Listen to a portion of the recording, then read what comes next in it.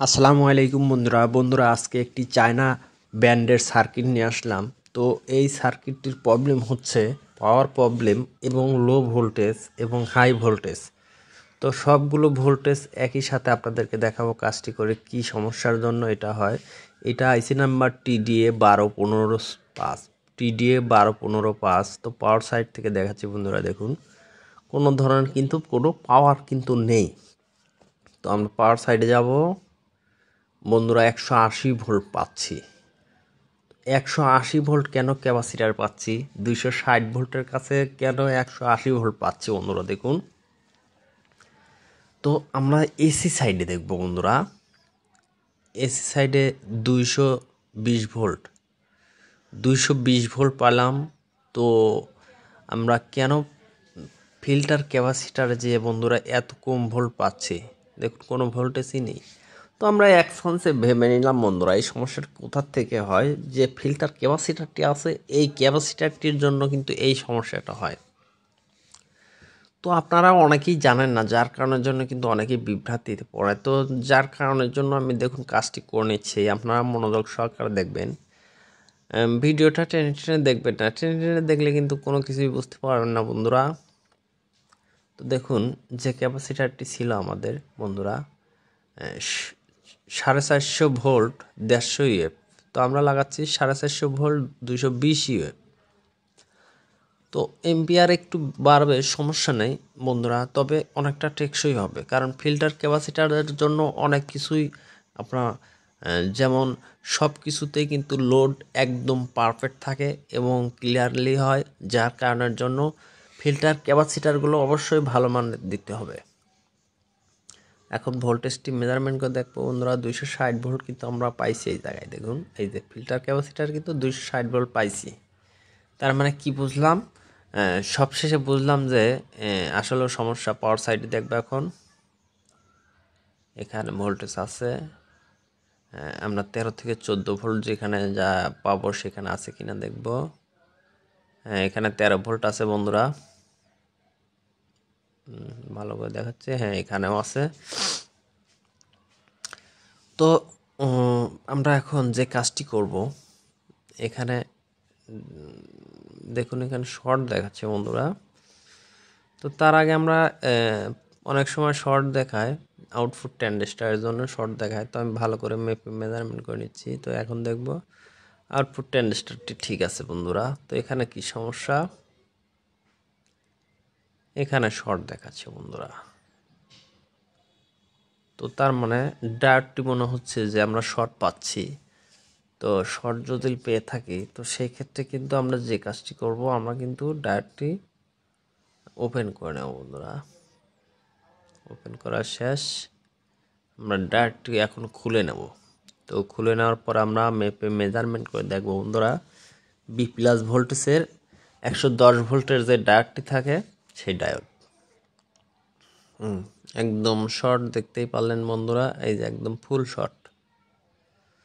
তো আমরা যে কাজটি করব বন্ধুরা, যেহেতু শর্ট, আমরা এই যে পুরাতন একটি ডায়োড নিয়েছি, দেখতেই পারলেন ডায়োডটি লাগিয়ে নিচ্ছি বন্ধুরা।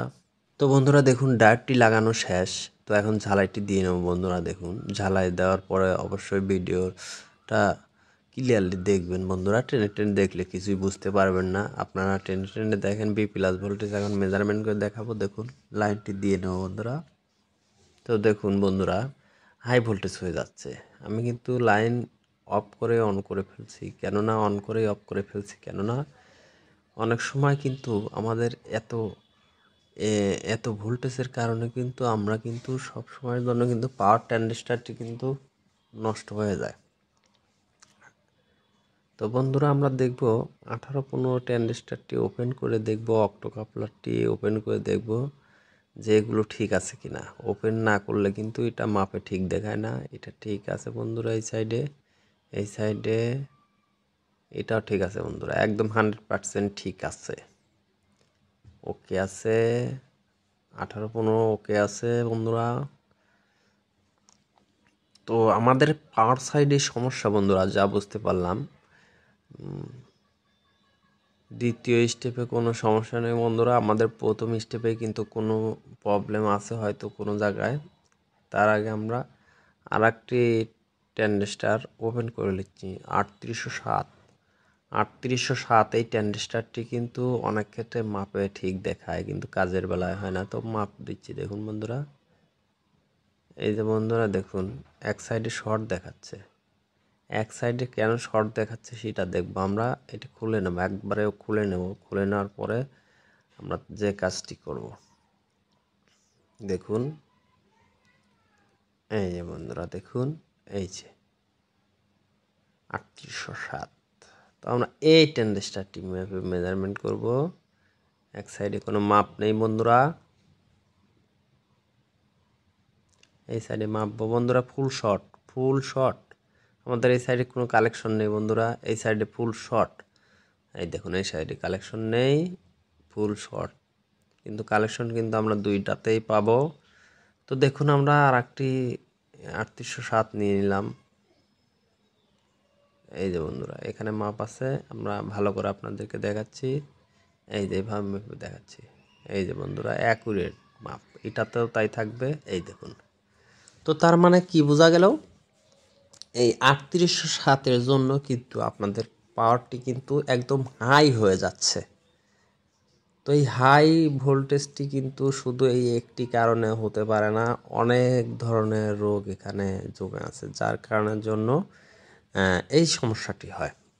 তো আমরা যে কাজটি করব বন্ধুরা, অবশ্যই কিন্তু ভিডিওটা ক্লিয়ারলি আপনারা মনোযোগ সহকারে দেখবেন, যাতে আপনারা এক ভিডিও দেখে এই কাজটি সব সময়ের জন্য মনে রাখতে পারেন। তো যার কারণের জন্য কিন্তু আমরা এই কাজটি আপনাদেরকে উপহার দেওয়া। তো দেখুন এই কাজগুলো করতে কিন্তু অনেক সময় লাগে, আপনারা অনেকেই বোঝেন না। তো বি প্লাস ভোল্টেজ মেপে দেখবো বন্ধুরা, একদম 100% 100 ভোল্ট, হাই ভোল্টেজ 170 ভোল্ট।